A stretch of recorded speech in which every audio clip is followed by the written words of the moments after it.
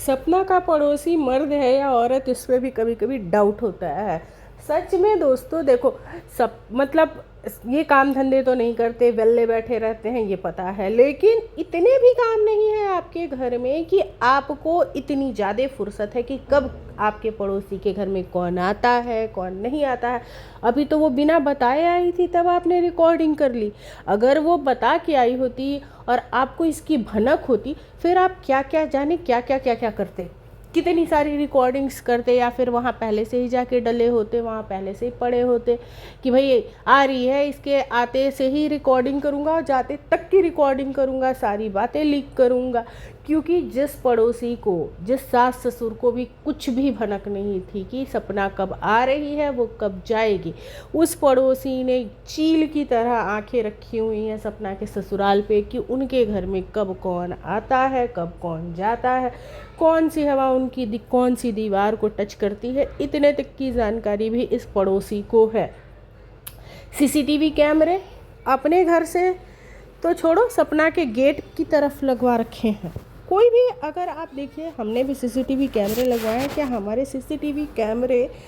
हमारे पड़ोसी के गेट पे फोकस करके होते हैं, या फिर सिर्फ हमारा जो एरिया होता है? और अभी ये बहुत खुश भी है, सबसे ताजुब की बात है कि ये बहुत खुश है कि मैंने कौन सा तीर मार लिया है कि सपना की वो गुप्त जानकारी मैंने ऑन सोशल मीडिया रख दी कि भाई वो ससुराल आने वाली नहीं है, बल्कि आके चली गई है, और जाने के बाद उसने अपने आने की खबर वाली वीडियो डाली है। तो देखो, जितने भी लोग सपना को जानते होंगे, सपना को देखते होंगे, उन्हें ये बहुत अच्छे से पता है कि सपना अपनी 3 से 4 दिन पुरानी वीडियो डालती है, और सपना ने अपने सेफ्टी पर्पज और सेफ्टी रीजंस की वजह से ऐसा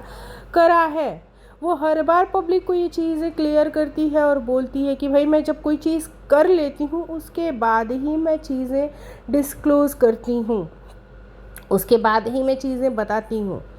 तो ये सिर्फ़ और सिर्फ सपना की सेफ्टी पर्पज़ की वजह से है। चाहे उसने गाड़ी ली, उसने गाड़ी ले ली थी उसके बाद बताया, उसने मकान ले लिया था, उस मकान को लेने के कुछ दिनों के बाद बताया, वो घर में शिफ्ट हो गई, उसका गृह प्रवेश हो गया, उसके बाद उसने गृह प्रवेश के व्लॉग्स 4 से 5 दिनों के बाद ही वो अपने कोई भी ऐसे व्लॉग डालती है जब वो उस काम को पूरी तरीके से फिनिश कर चुकी होती है, उसके बाद ही वो व्लॉग्स डालती है। तो सपना को ये नहीं पता था ना कि कोई इस तरीके से उसके ऊपर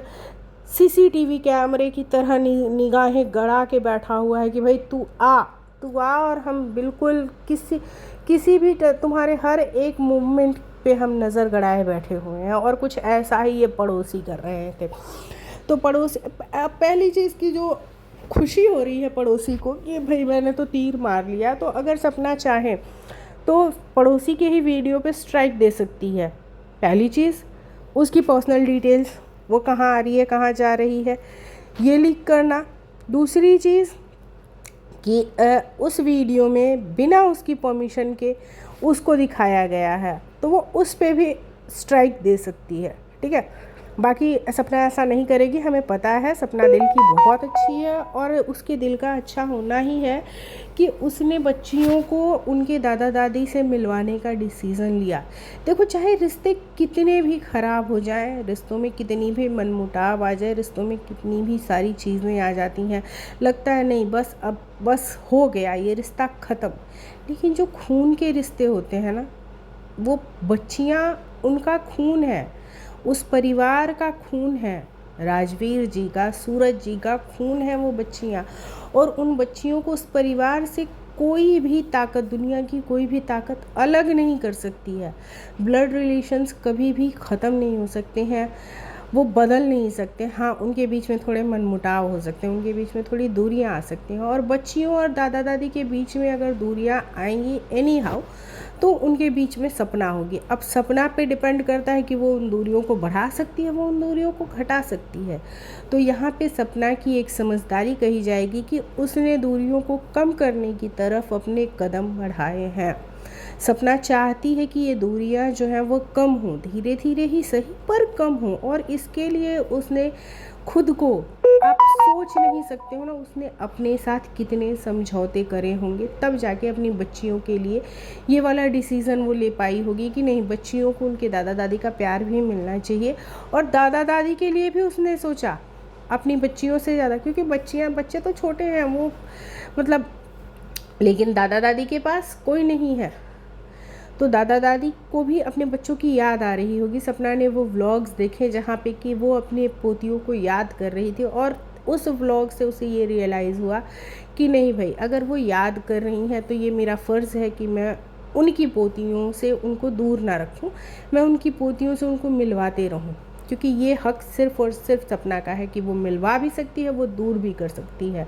तो सपना ने एक कदम अच्छाई की तरफ बढ़ाया, एक कदम पॉजिटिव अप्रोच की तरफ लिया कि चलो भाई हम मिलवाते हैं। अब देखना ये है कि दादा दादी की तरफ से क्या अप्रोच होता है, क्या वो खुद से चल के मिलने आते हैं, क्योंकि सपना ने बोला था कि मैं उनको बोलूँगी कि आप भी आया करो, आप भी मिलने आया करो, आप भी मिल जाया करो, भले ही हम दूर दूर रहेंगे लेकिन रिश्ते ठीक से निभाएंगे। और ये एक बहुत ही अच्छी चीज़ है कि एक, मतलब, जो हम इतने टाइम से बोल रहे थे ना कि इन्हें बैठ के आपस में बातें करनी चाहिए, भले ये साथ ना रहें, क्योंकि अब ये साथ नहीं रह पाएंगे, अब ये साथ सुकून के साथ प्रेम से नहीं रह पाएंगे। कभी कभी दूरियां हमारे रिश्तों को और करीब ले आ देती हैं, और सेम वही चीज़ इस रिश्ते में भी हो रही है। लगभग 1 साल होने को आ रहा है जब सपना ने घर छोड़ा था, ठीक है, 8-9-10 महीने तो हो ही गए, अगस्त में 1 साल हो जाएगा, तो लगभग 1 साल होने को आ रहा है जब सपना ने घर छोड़ा था। और अब धीरे धीरे ना इनके बीच की कड़वाहट जो है वो घुल रही है। कड़वाहट जैसे ही ये लोगों की कड़वाहट ख़त्म हो जाएगी, इनके बीच में रिश्ते फिर से थोड़े अच्छे होने शुरू हो जाएंगे, और उसकी शुरुआत सपना ने करी है। अब दादा दादी को भी आना चाहिए, दादा दादी आए, अपनी बच्चियों से मिल के घंटे 2 घंटे 2-4 दिन उनके साथ बिताए, फिर वो अपने यहाँ, सपना अपने यहाँ। और इस तरीके से ही अगर ये रिश्ते चलते रहे, फिर भी बच्चियों को दादा दादी का प्यार मिलेगा, और दादा दादी को भी अपने बच्चों की कमी महसूस नहीं होगी। अब हम बात करते हैं छोटी जीजी की, कि क्या सपना ने छोटी जीजी से बात करी, क्या सपना और छोटी जीजी के बीच की भी जो दूरियां हैं वो नज़दीकियों में बदली। तो देखो, क्लियर एंड कट शब्दों में मैं आपको बताऊं तो सपना की बातों से इतना क्लियर था कि वो छोटी जीजी से बहुत दुखी है। वो छोटी जीजी की वजह से बहुत परेशान है, क्योंकि उसने ये उम्मीद ही नहीं की थी कि पूरी दुनिया बदले तो बदले, छोटी जीजी के व्यवहार में जो बदलाव आया ना, वो उस चीज़ को सपना एक्सेप्ट ही नहीं कर पा रही थी। लेकिन अब क्या सपना और छोटी जीजी के बीच में दूरियां जो हैं वो बदल चुकी हैं, वो कम हुई हैं। तो हाँ, शायद आप कह सकते हैं कि हाँ, थोड़ी बहुत चीज़ें जो हैं वो पॉजिटिव दिख रही हैं, क्योंकि जिस तरीके से सपना और छोटी जीजी साथ में निकले गेट से बाहर, भले ही वो बात करते हुए दिखाई नहीं दिए, लेकिन आई कांटेक्ट दोनों के थे। छोटी जीजी और सपना छोटी जीजी की स्कूटी के पास खड़े रहे, कुछ देर तक वो बातें करते रहे। उसके बाद छोटी जीजी सपना को ड्रॉप करने जाती हैं गाड़ी में, वहाँ इन दोनों की बातचीत भले ही नहीं दिखती है, लेकिन आई कॉन्टेक्ट्स दिखते हैं। हालांकि कुछ नाराज़गी ज़रूर दिख रही है, फिर भी थोड़ी बहुत बातें इनके बीच में हुई हैं। बाकी सारी चीज़ें क्लियर जो हैं